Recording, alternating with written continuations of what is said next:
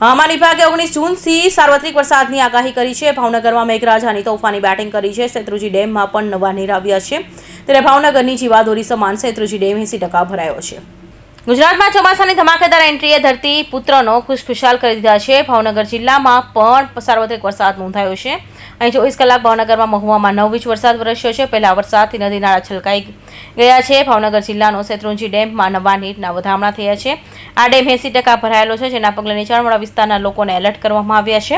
તળાજા પાલીતાણા તાલુકાના ગામોને એલર્ટ કરવામાં આવ્યા છે। પહેલા જ વરસાદમાં પાલીતાણાનો શેત્રુંજી ડેમ 80% ભરાતા નીચાણવાળા વિસ્તારોના ગામોને સતર્ક કરાયા છે। ભારે વરસાદને લઈ પાલીતાણા ગારિયાધાર હાઈવે પર ઘૂંટણસમાં પાણી ભરાયા હતા, જેને લઈ વાહન ચાલકોને મુશ્કેલીમાં મુકાયા હતા। પાણીના નિકાલ માટે જેસીબી લાવી નાળાને સાફ કરવામાં આવ્યું હતું, તો હાઈવે પર ફાયર બ્રિગેડનું વાહન પણ ફસાઈ ગયું હતું। जो શેત્રુંજી ડેમ છે તે 80% ભરાઈ ગયો છે અને આજે એટલે કે 17 તારીખે બપોરે 1 થી 2 વાગે લગભગ સંભાવના છે કે 100% ભરાઈ જશે।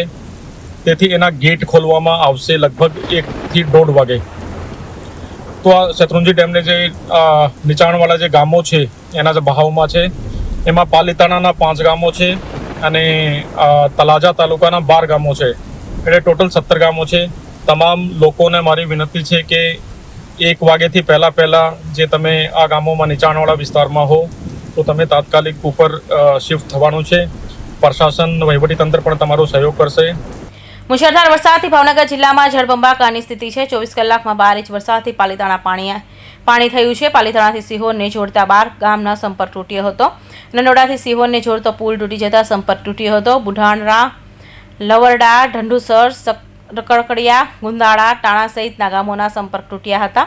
ઉપરાંત નાની રાજસ્થળી, લાપાડિયા, લાખાવડ, માયાધર, મેઢા, દાત્રદ, ભેગાડી, પિંગળી, ટીમાળા, સેવડિયા, રોયેલા, માખણિયા, ગોરખી ગામ, લીલીવાવ, સરતાનપરા, તરસરાને એલર્ટ કરવામાં આવે છે। હાલ શેત્રુંજી 95,000 થી 660 ક્યુસેક પાણીની આવક થઈ છે।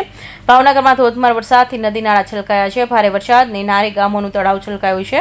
ગામનો તળાવ છલકાઈ જતા ગ્રામજનોમાં ખુશીનો માહોલ છે। કૌશિક પટેલનો report, Hind TV news, Surat.